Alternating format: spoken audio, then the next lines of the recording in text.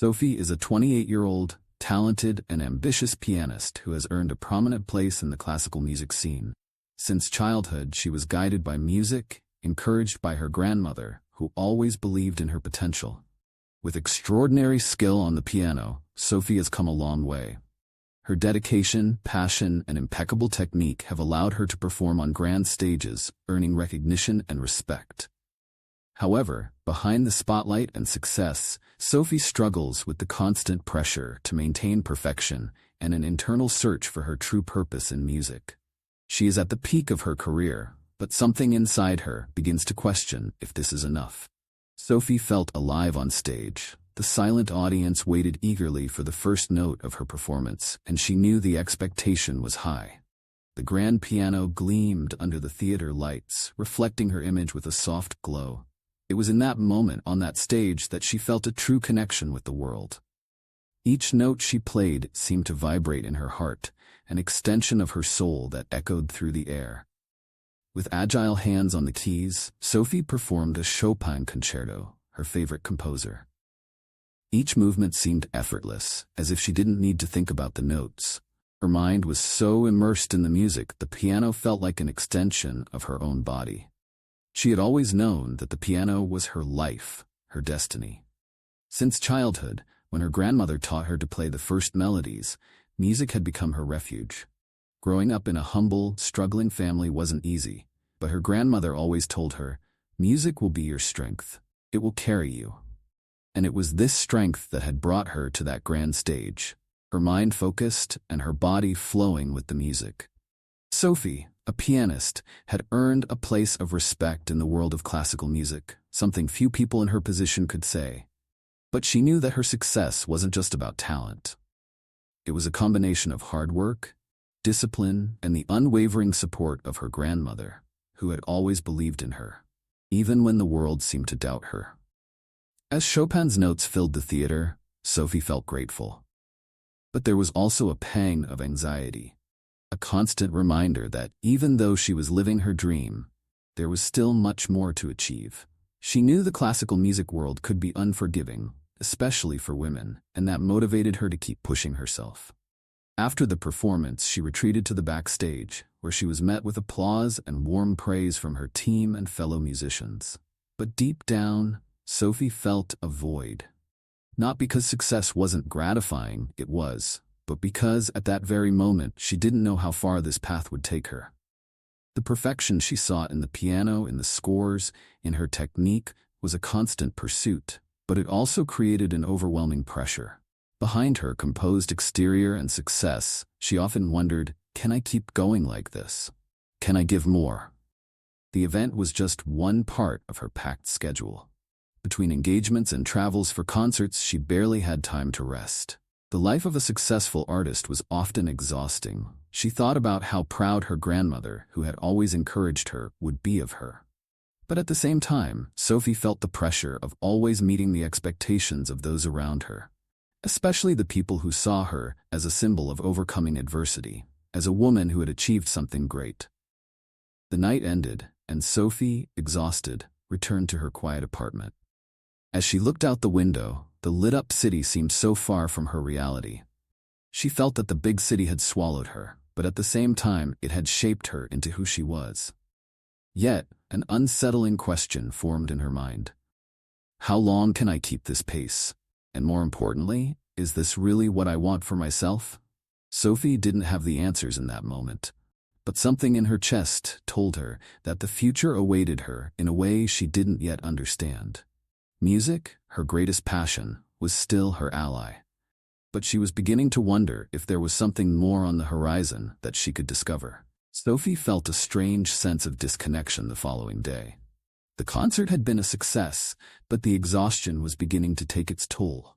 Her mind was still restless, as if the echo of the notes she had played still reverberated in her chest. What had seemed like a small discomfort in her hands had intensified overnight. A slight pain that she had tried to ignore, but now it seemed more persistent. She went out for a drive early in the morning, as she always did after performances. The quiet of the road, the city beginning to wake up, was something that helped her relax, to process the emotions from the night before.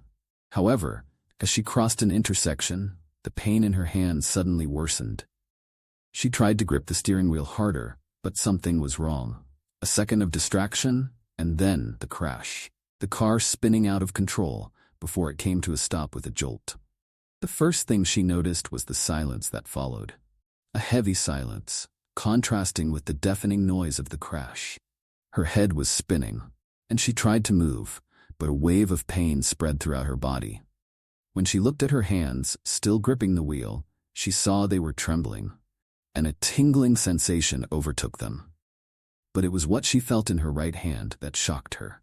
The pain was intense, something she had never experienced, as if the nerve had been irreparably damaged. At the hospital, the news wasn't good. The doctors diagnosed a severe impact to the tendons in her right hand, with the risk of permanent damage.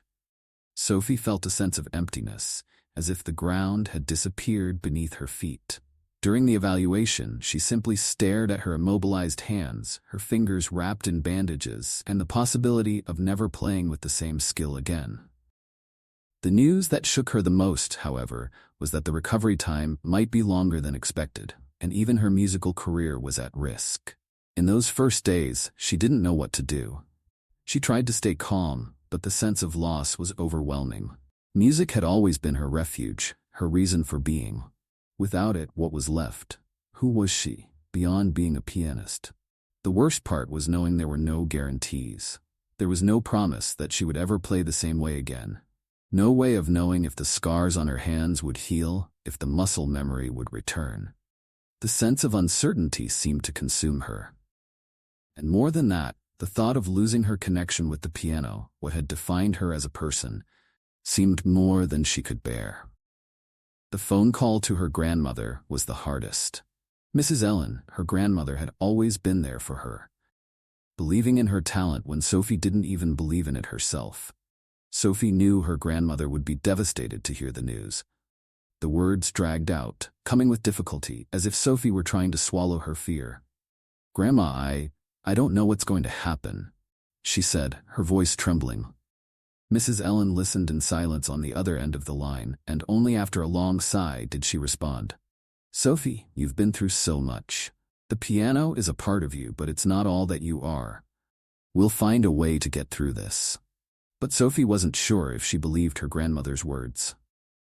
All she could feel was the pain, the emptiness, and the fear of what the future would hold without the piano. Music, her greatest passion, was now silent. And deep down, she knew that this absence would shape not just her future, but her identity as well. The days following the accident were a blur of pain and uncertainty. Sophie found herself trapped in a cycle of frustration and silence. Her hands, now immobilized, became a constant reminder of what she had lost. She tried to play the piano, but the effort was in vain. Her hands no longer responded the same way.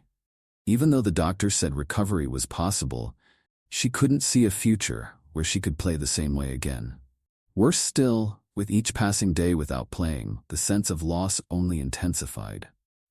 Life without the piano felt like an emptiness. Sophie began to feel as though she had lost a part of herself, something essential. The piano had always been her safe haven, her refuge. When she played, she felt at peace, free from the worries and insecurities that surrounded her. But now, everything seemed purposeless. The music, which had once flowed from her fingers so naturally, now felt distant, intangible. During the following weeks, Sophie retreated into her apartment, surrounded by silence and memories.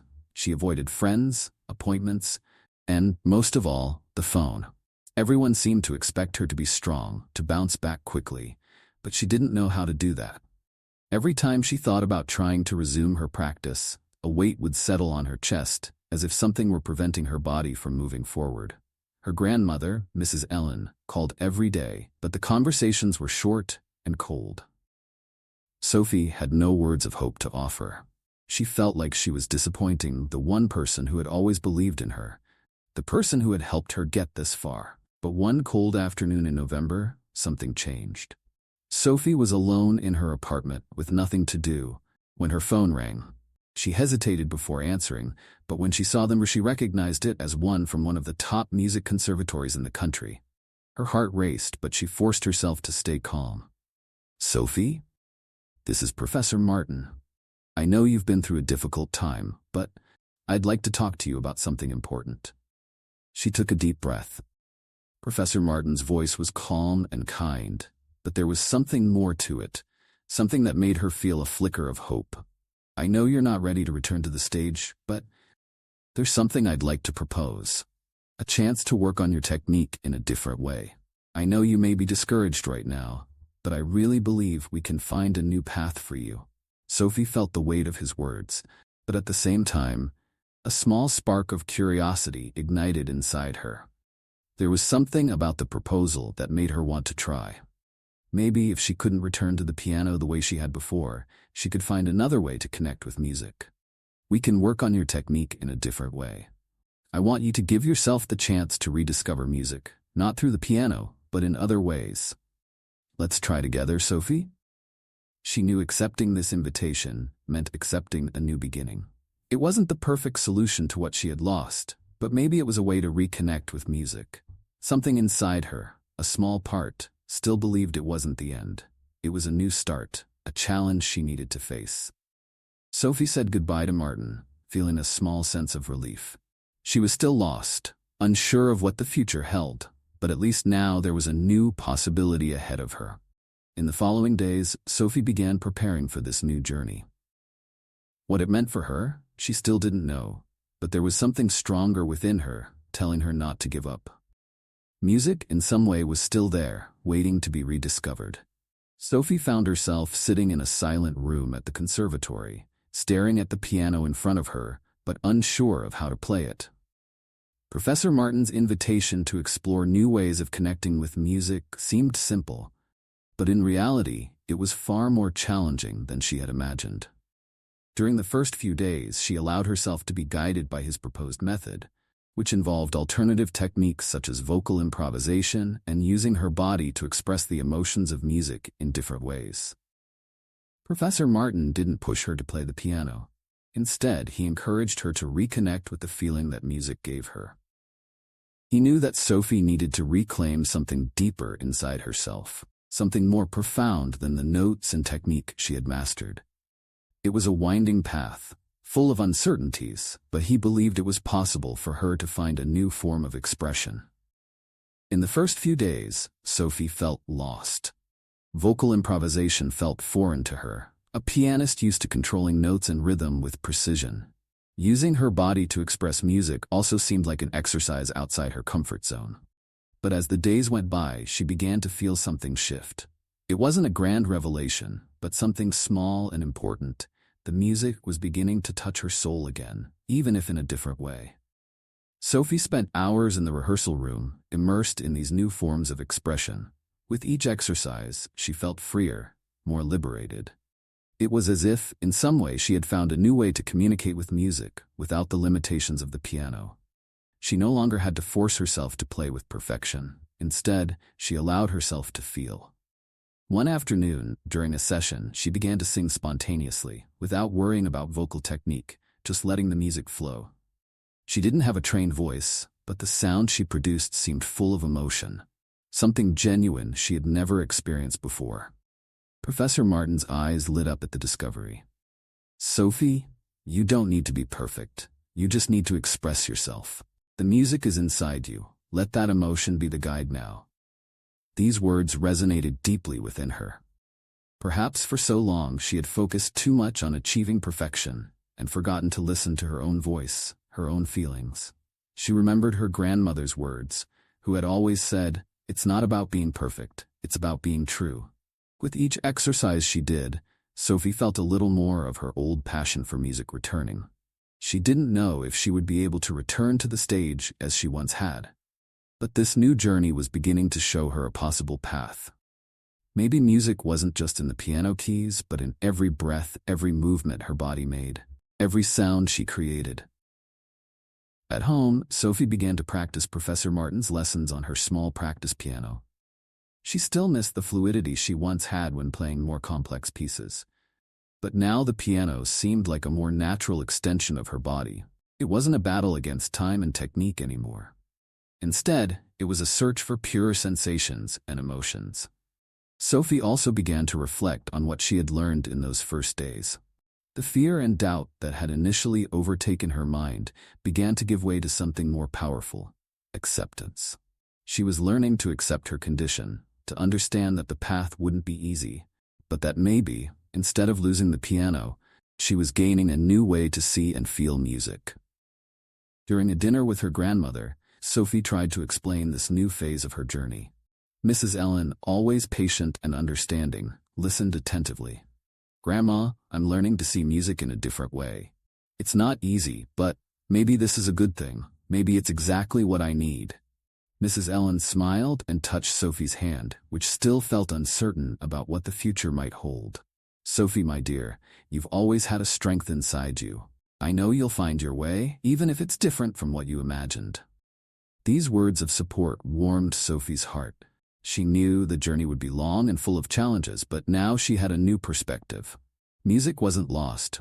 It just needed to be rediscovered, and she was ready to find a way to reconnect with it in an authentic and true way.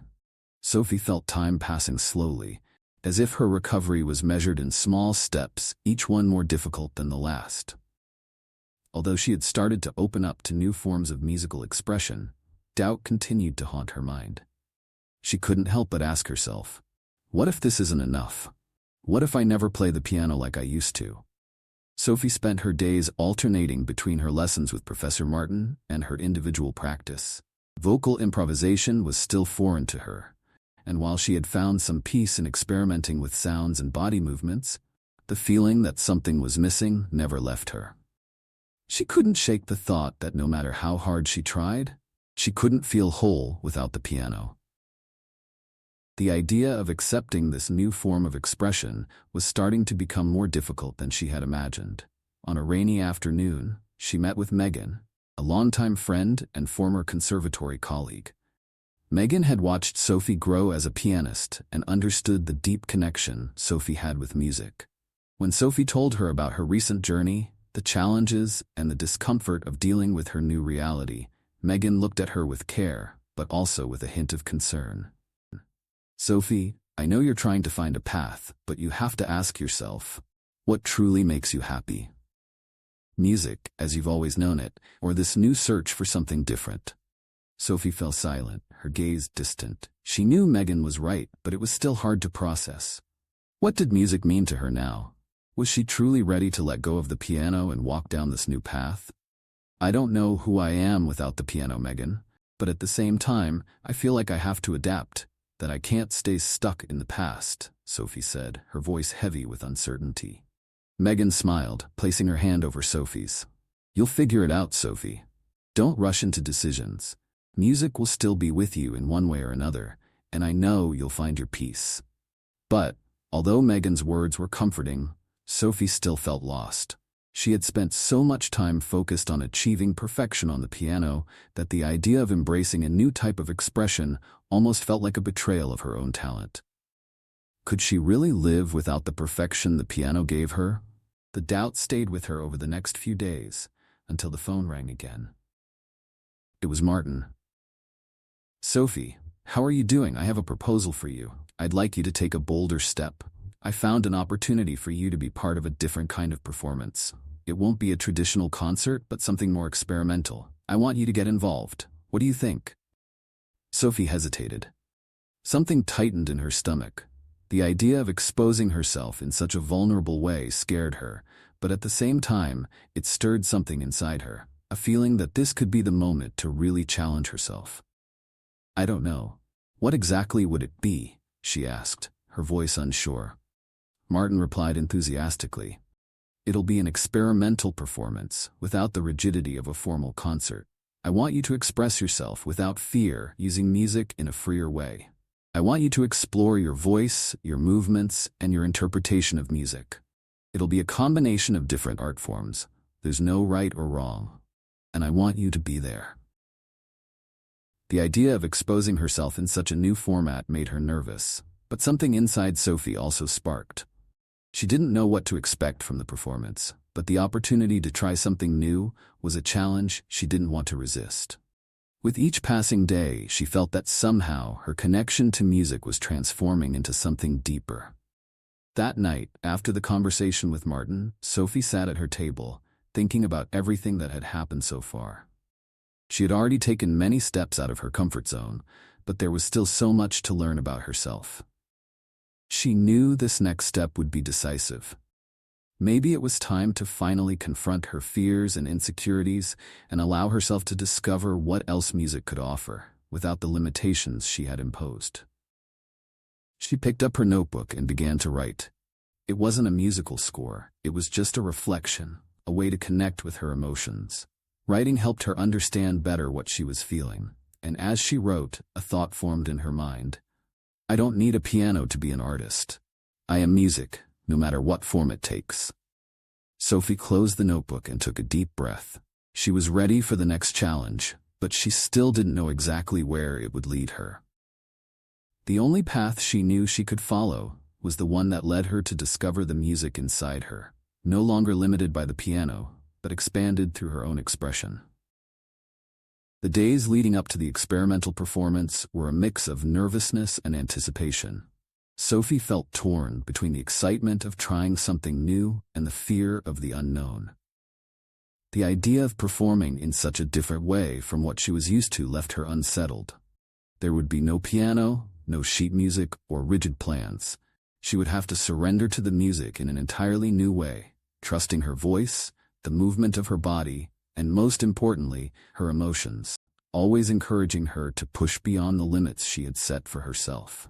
He wanted Sophie to lose herself in the music, to experience it in its purest form. And as she gave herself more and more to the process, something was beginning to happen. Sophie could no longer deny that there was something liberating in this form of expression. She no longer needed to control everything.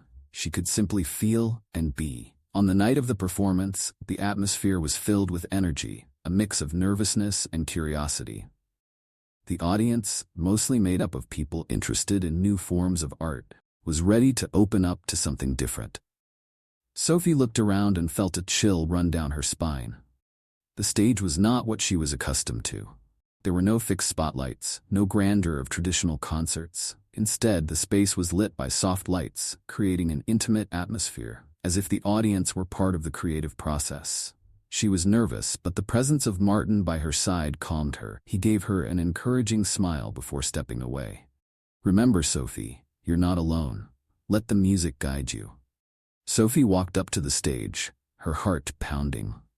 There was no piano waiting for her, only a microphone, some percussion instruments, and a small area for her to move. She looked at the musicians around her, all with improvised instruments, and took a deep breath.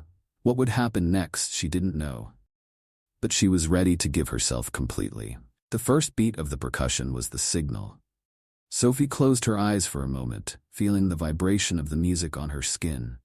Then she began to sing, but not in a traditional way. Her words came out in whispers, as if she were trying to find the path of the music within herself. The sound of her voice wasn't perfect, but it was sincere. She felt free, without the pressure to hit every note. As she moved around the stage, her gestures became more fluid, almost as if she were dancing to the music only she could feel.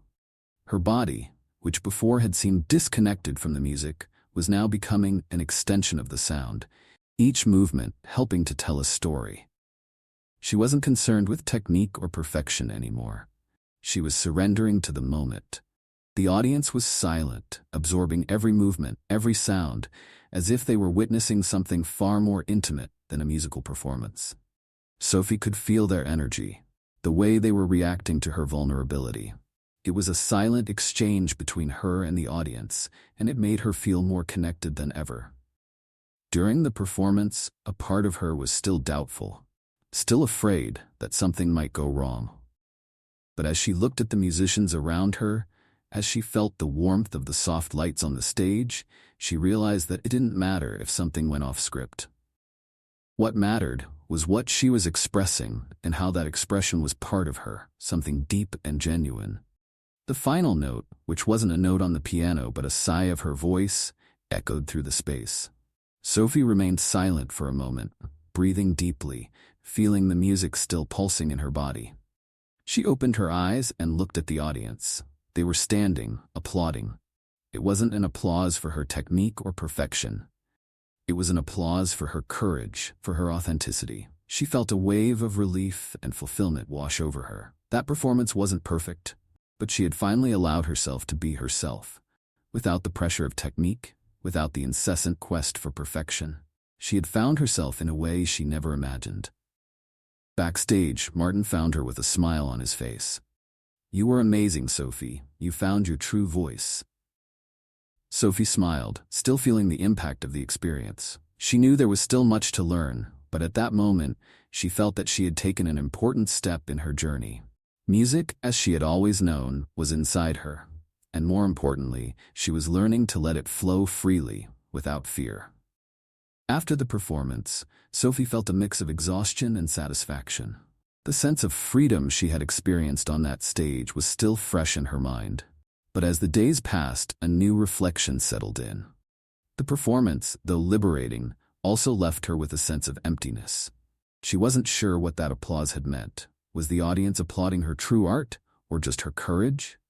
Or, worse, had it been a mistake to expose herself so vulnerably? Sophie allowed herself a pause, stepping away from the sessions with Martin for a time to reflect on her own emotions. However, even during this break, she felt that something in her life had changed irreversibly. She was beginning to question her old relationship with music and what it meant now, without the piano and without the obsession for technical perfection.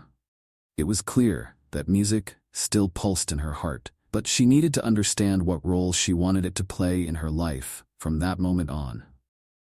One morning, Sophie woke up and decided to take a walk. The sky was overcast, and the cool air seemed inviting. She walked the quiet streets of her city aimlessly, letting her thoughts align. She passed by a small cafe, and looking through the window, saw a familiar figure. It was Megan, her friend, sitting alone at a table, reading a book. Sophie felt a sense of lightness at the sight of Megan and decided to go inside. When Megan saw her, her face lit up with a warm smile. "Sophie, it's so good to see you. Come sit, please. Let's talk." Sophie settled in and ordered a coffee. For a moment, the two sat in silence, simply enjoying each other's company. But Sophie knew she had something to say, something that had been building inside her since the performance. "Megan, I'm still trying to understand what happened that night. I don't know if I felt happy or if I felt lost. I liked the feeling of being free, of expressing myself without worrying about perfection, but what if I can never be the Sophie I knew again?" Megan looked at her thoughtfully, as if she already understood what her friend was feeling. After a moment of silence, she answered calmly, "Sophie, you're trying to fit something into a mold that no longer fits. What happened that night wasn't about being the pianist you were before. It was about you being who you are now, with all the changes life has brought you. You don't have to go back to what you were. You're creating something new." Sophie looked at her friend, absorbing her words. Megan was right, but even so, the idea of letting go of the past was still hard to accept. She still missed the piano, the act of playing those pieces she had loved, but at the same time, she knew she couldn't go back. The music she had experienced the night before was something new, something that touched her in a different way. "I understand what you're saying, Megan, but what about the piano? Isn't it a part of who I am? I don't want to lose that." Megan smiled gently, placing her hand on Sophie's. "You're not losing anything, Sophie. You're reinventing yourself. The piano will always be a part of you, but maybe now you're discovering that music doesn't need keys to be true." Sophie felt moved by her friend's words. She had always known that Megan understood her in a unique way, but at that moment it felt as though she were receiving the permission she so desperately needed. Permission to be different, to be more than just the piano. After the coffee, Sophie returned home and sat in her practice room. She looked at the piano that was there, so familiar and yet distant. It felt like a reminder of the past, a part of her she still loved, but no longer defined her. She played a few notes, but without rushing. The music came to her in a more fluid way, as if she were connecting with something beyond the instrument. It was a new feeling, but also comforting. She didn't need a grand concert or complex sheet music. She just needed herself and her relationship with music. Sophie smiled, feeling for the first time that the weight of doubt was beginning to lift. She knew she was on a path that, though uncertain, was leading her to something more authentic. She was creating a new way to be an artist, a new way to be music. That night, before she went to bed, she looked at the photo of her grandmother, who had always supported her unconditionally. She whispered softly, "Grandma, I think I'm starting to understand." The following days were marked by a sense of renewal. Sophie began to understand that her relationship with music no longer needed to be limited by the conventions she had always followed. She felt a freedom that had been out of reach for so long, as if, finally, she was letting go of the past to embrace the possibilities of the present. More and more, she allowed herself to explore other forms of art, still not completely abandoning the piano. But now, it was only a part of her journey, no longer the center of her identity. She continued attending sessions with Martin, where her work with voice and improvisational movement became even more natural. The idea of integrating music with her body and voice seemed increasingly powerful, something she had never imagined. One autumn afternoon, Martin invited her to a special event. He wanted Sophie to be the main attraction of a collective performance, where artists from various forms would showcase their work to a local audience. Unlike previous performances, this one would be more of a fusion of different expressions, a true celebration of experimental art. The proposal was bold, but Sophie accepted immediately, with the newfound confidence she had gained in recent weeks. She knew that this performance would represent a major turning point in her life. Beyond her search for a new type of expression, this would be her chance to finally understand how music and art could coexist inside her in a more organic way. It was an opportunity for her not only to showcase her ability, but also her vulnerability, her growth, and her inner process. She was no longer afraid of failure, because for her, the journey of self-discovery had been, in itself, the greatest achievement. In the days leading up to the performance, Sophie practiced intensely, but without the pressure she had once felt. She approached the rehearsals like a child experimenting with new ways of playing, free from the need to get it right or please any external expectations. She was simply connecting with what she felt, with what the music was telling her in that moment. She danced alone, let her voice flow, and allowed herself to laugh when she lost a step or note. It was the pleasure of being, more than doing. On the day of the performance, the venue was packed. Sophie was nervous, but the feeling that overtook her was not fear or insecurity, as it had been before.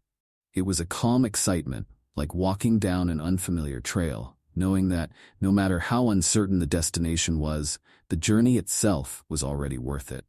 Before going on stage, she had a moment alone backstage. She looked at her reflection in the mirror and smiled at herself. She no longer needed to prove anything to anyone. The only person she needed to satisfy was herself. This brought her a sense of peace. She took a deep breath, prepared to give her best, and stepped onto the stage. The performance began softly, almost silently, with a light drum beat. Sophie moved in sync with the other artists, each contributing in their own way, without a fixed script. Her voice was heard, not in a clear or traditional manner, but with a soft tone, like a breeze blending with the other sounds. The audience seemed to absorb everything, completely immersed in the sea of sounds and movements. Every gesture of Sophie was closely followed, but not as a performance demanding obsessive attention. There was something more fluid about it, as if she were part of a collective dance with the audience. She felt their energy, and they felt hers, like an invisible but palpable exchange. In that moment, Sophie felt more connected to the music than she had ever imagined. It wasn't the pursuit of technical perfection, nor the pressure to please the audience. It was the sensation of being exactly where she was meant to be, at complete peace with herself. When the performance ended, silence filled the space for a moment before the applause erupted enthusiastically. Sophie, with her eyes closed, smiled. It wasn't for the ovation, but for the sense of completeness she felt within herself. She had finally allowed herself to be who she was, free from the shackles of the past, free from the fears of the future. Backstage, Martin found her and, without saying a word, embraced her. There was no need to speak. Sophie's expression said everything. She had found herself. She no longer needed to look for something outside herself. Art had been inside her all along. The piano, the voice, the movement, all of it was just an expression of who she was. While the other artists celebrated with champagne and laughter, Sophie stood quietly for a moment, watching the night from a distance. The path to this point hadn't been easy, but she knew that, at that instant, she had taken the definitive step. Music was no longer about perfection or fame. It was about being free to be who she was. The journey was far from over, but at last, she knew where she was headed. Inward. After the big performance, Sophie took some time to reflect on the experience. The sense of freedom she had felt on stage still filled her, but at the same time she knew there was something more. Something she needed to confront, something deep in her heart, waiting to be acknowledged. Music. The piano. The part of her soul that, no matter how much she had transformed, would never truly leave her. The piano had always been her first love. From when she was little, with hands too small to reach it fully, to the years spent tirelessly mastering its keys. Though she had explored new forms of expression with her voice and body, something told her that the piano should not be left behind. Not now, not after everything she had experienced. It was as if she were at a crossroads where her past and present met. On one side, Sophie, who loved the complexity of the piano, who immersed herself in the study of classical music with near obsessive dedication. On the other side, Sophie, who now felt connected to a freer, more intuitive music. One that didn't require sheet music or strict techniques to be expressed. And in the middle of it all, she had to find a way to reconcile these two worlds without losing the essence of who she was becoming. It was on a calm Sunday morning that she sat at the piano for the first time in months. Her fingers hesitated on the keys, almost as if they had forgotten the familiarity of the instrument. She closed her eyes for a moment, trying to reconnect with the feeling the piano had always given her. Sophie began to play softly, without hurry. She didn't care if the chords were out of tune or if her technique wasn't flawless. She played as if revisiting an old friend, without the pressure of impressing herself or others. Each note that rang out seemed to reconnect a part of her that she had forgotten, as if the piano were a mirror of her soul. Gradually, the notes began to take form, the melody flowing almost instinctively. She was playing not because she had to, but because she wanted to. And when she realized it, she was immersed in a music that no longer followed the rigid rules she had once applied. It was an improvisation, a fusion of the new and the old, of freedom with technique, of emotion with reason. Sophie smiled as she played. She was no longer divided between two worlds. She was creating a new space for herself, where the two Sophies could coexist. She could be the pianist who loved the classics and, at the same time, the artist who expressed herself freely. The piano was no longer a prison, but a bridge that connected her to her own authenticity. She played for hours, not caring about the time passing. When she finally stopped, she felt a deep sense of peace. The piano, with all its history and technique, was still part of who she was. But now she knew that the music flowing from within her didn't need rules to be true. The music was in her soul, in her voice, in her gestures, and the piano was just one of the ways to express it. Slowly, Sophie began to return to the path of music with greater clarity. She would not abandon the piano, but at the same time, she would not let it limit her artistic expression. What she now understood was that true music didn't come from an instrument, but from the heart of the one creating it. A few days later, Martin reached out to check how Sophie was feeling after the performance. Sophie smiled and shared with him her experience of returning to the piano, of the feeling of integrating the two parts of her art. Martin, ever wise, simply listened in silence. "Sophie," he finally said, "you've found the balance that everyone seeks. You've realized that music isn't about the limits, but about what you're capable of expressing with your heart. The piano is no longer a weight for you. It's become an extension of your freedom." Sophie paused for a moment, feeling the truth in Martin's words. The piano, yes, was still important, but it was no longer the center of her artistic existence. Now, she knew that art was everywhere, not just in the keys or the sheet music, but in every expression, in every movement, in every breath she was able to take. That day, looking out of the window of her studio, Sophie felt an immense gratitude for everything she had experienced.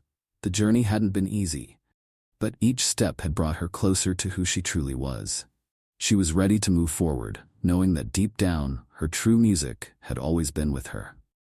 She looked at the piano, played one last note, and smiled. Now the piano and she were at peace. Time passed with the same smoothness as music flows.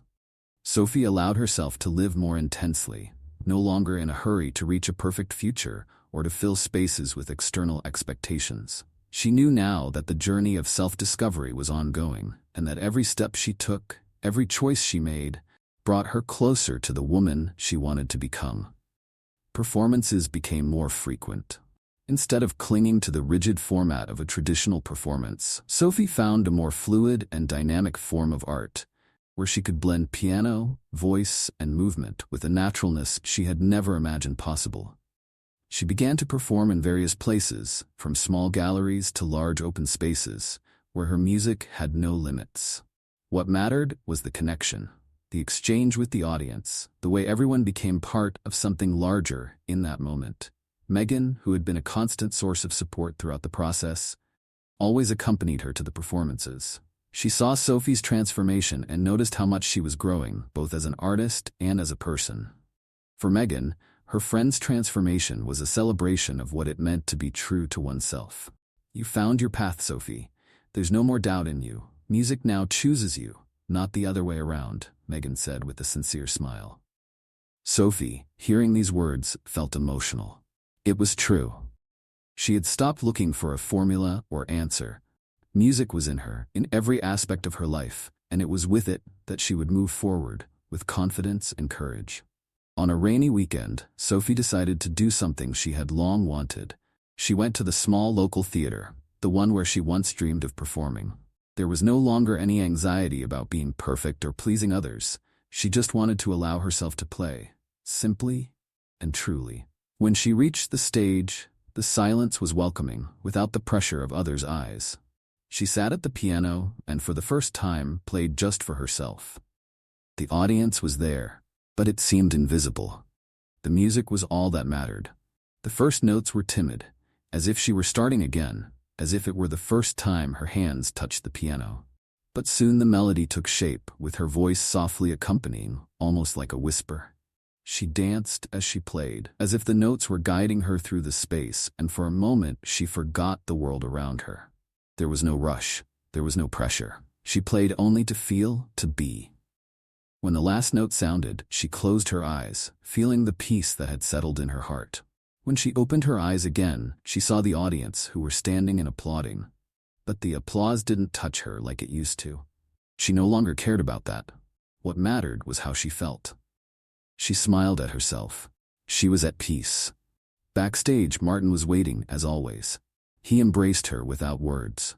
He knew that, at that moment, Sophie had found something more precious than any success or recognition. She had found freedom. That night, while walking back home, Sophie reflected on what she had experienced. She no longer felt divided between her art and the life she wanted. Her art was now the life she wanted. There were no more empty spaces or unanswered questions. She was whole, with all her complexities and nuances. She knew she couldn't go back. Not even to the place of insecurity where she once was. What she had discovered about herself could not be undone. She now walked with confidence, knowing that the piano, the music, the artistic expression, everything she was part of a whole that needed no further explanation. When she arrived home, she looked at the piano again, but now it didn't seem distant. It was there, as a part of who she had always been, and as an expression of what she could still become.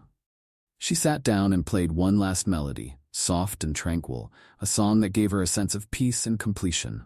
But at the same time it was an open song, without end, just like her own life. "I am music," she thought with a smile. And then, for the first time, she allowed herself to rest.